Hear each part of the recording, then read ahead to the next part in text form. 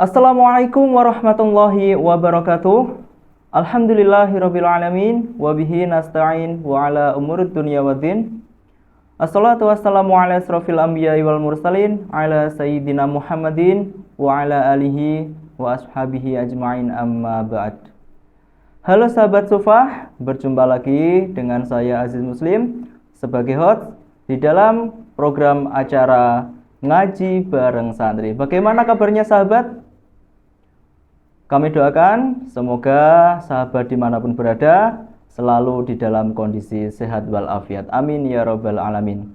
Alhamdulillah berjumpa lagi dalam acara Ngaji Bareng Santri dalam sesi yang kedua. Alhamdulillah kita sudah bersama salah satu santriwati dari Pondok Pesantren Sufah Hizbullah Meranggen yang akan menjadi narasumber pada malam hari ini. Baik, kita sapa saja pemirsa. Assalamualaikum Mbak Zahra. Waalaikumsalam warahmatullahi wabarakatuh. Oke, gimana kabarnya Mbak? Alhamdulillah sehat. Alhamdulillah sehat. Baik, sebelum kita mulai pembahasannya bisa diperkenalkan dulu Mbak Zahra, silahkan. Nama saya Nabila Zahra, umur saya 16 tahun, saya dari Semarang. Kegiatan sekarang adalah belajar di Sufah Hizbullah Meranggen sebagai santri. Oke, baik pemirsa. Ya, itulah narasumber kita pada malam hari ini. Sebelum kita sampaikan waktunya, mari kita mulai agenda pada sesi ini dengan membaca suratul Fatihah dan doa awal majelis. Ala hada niyati sholihah, Al-Fatihah. A'udzubillahi minasyaitonirrajim. Bismillahirrahmanirrahim. Alhamdulillahirabbil alamin. Arrahmanirrahim maliki yaumiddin. Iyyaka na'budu wa iyyaka nasta'in. Ihdinas siratal mustaqim. Shiratal ladzina an'amta 'alaihim ghairil maghdubi 'alaihim waladdallin. Amin. Bismillahirrahmanirrahim. Rabbi zidni ilman. Allahumma anfa'ni bima 'allamtani wa 'allimni ma yanfa'uni warzuqni ilma yanfa'uni. Amin ya rabbal alamin. Baik pemirsa, langsung saja kepada Mbak Nabila Zahra. Waktu dan tempat kami persilahkan. Bismillahirrahmanirrahim. Assalamualaikum warahmatullahi wabarakatuh. Alhamdulillahirabbil alamin. Wassalatu wassalamu ala asrofil anbiya'i wal mursalin wa ala alihi wa sahbihi ajma'in. Amma ba'd. Kami akan menjelaskan tentang kitab Bulughul Maram, kitab Thaharah Balmiyah pada hadis yang kedua. Sebelum kita mulai pembahasan, marilah kita doakan kepada para musonif, para mu'alim, guru-guru kita, orang tua kita, dan saudara-saudara kita dengan membaca Al-Fatihah.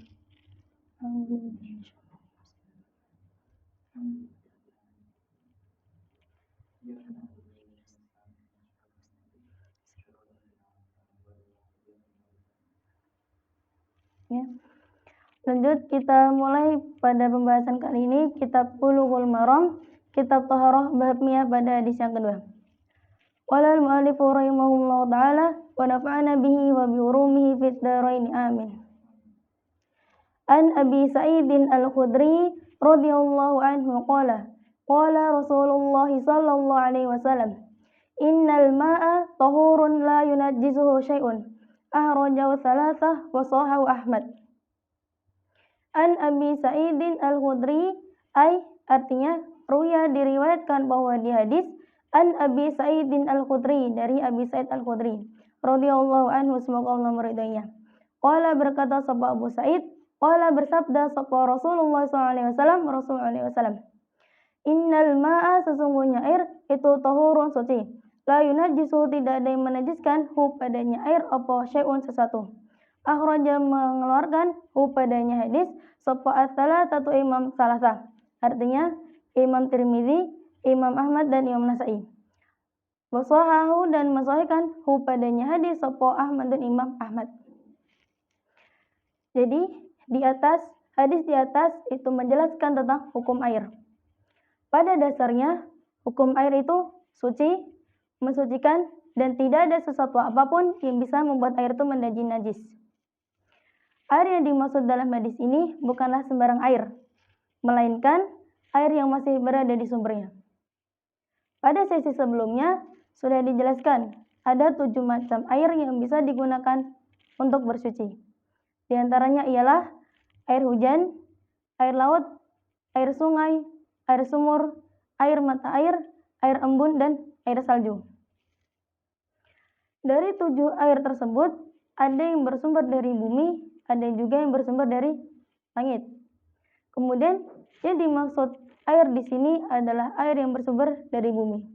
Contohnya seperti air laut, air sumur, dan air sungai. Artinya, jika air yang masih berada di sumbernya, meskipun sudah terkontaminasi dengan najis apapun itu, maka tetap terjaga kesuciannya. Hal ini berkaitan dengan asbabul wurud yang menyangkut dengan hadis ini. Asbabul wurud tersebut adalah hadis ini menjelaskan tentang sumur budu'ah. Sumur budu'ah adalah sumur yang digunakan untuk membuang kain bekas mengalap darah haid, bangkai-bangkai anjing, dan sampah yang berbau busuk.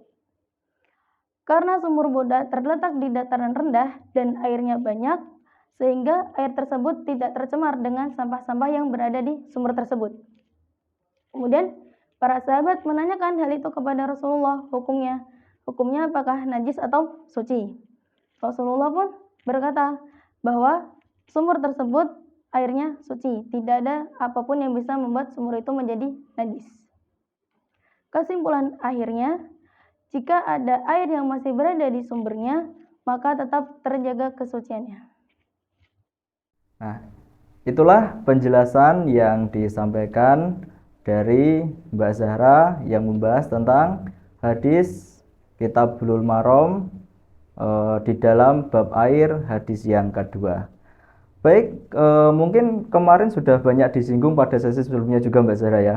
Oke, mungkin saya ada satu pertanyaan pemirsa yang mungkin bisa mewakili pertanyaan dari para pemirsa semua. Tadi kan air ketika masih di dalam sumbernya hukumnya tetap dalam kondisi suci Mbak ya. Artinya kan airnya pasti banyak gitu Mbak ya.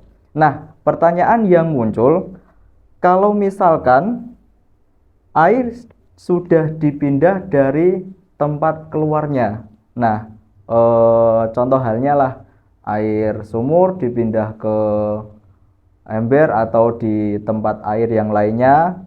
Nah, itu hukumnya bagaimana, Mbak? Inilah aspek yang membuat air itu banyak hukumnya. Pada dasarnya kan jika ada air yang masih berada di sumbernya itu hukumnya mutlak suci. Beda lagi jika air itu dipindahkan ke tempat yang lain. Misalnya air sumur dipindah ke ember. Nah, maka air yang ada di ember tersebut bisa menjadi banyak hukum. Bisa jadi air itu tetap suci, bisa jadi air itu najis. Nah, dan insya Allah penjelasan tentang air tersebut akan dibahas pada sesi selanjutnya. Oke, baik. Berarti mungkin di sesi-sesi selanjutnya akan terbahas ini ya? Iya. Oke, baik. Baik pemirsa, nah jadi di dalam sesi kedua ini kita masih dibuat penasaran oleh para pemateri kita. Karena kemarin akan ada preferensi lebih lanjut di dalam materi yang selanjutnya. Ternyata di sesi kedua ini masih ada sesuatu yang kita bakal gali di dalam sesi-sesi selanjutnya. Baik pemirsa, itulah penyampaian pembahasan hadis atau kajian hadis yang dapat kita bersama-sama kaji pada sesi kali ini.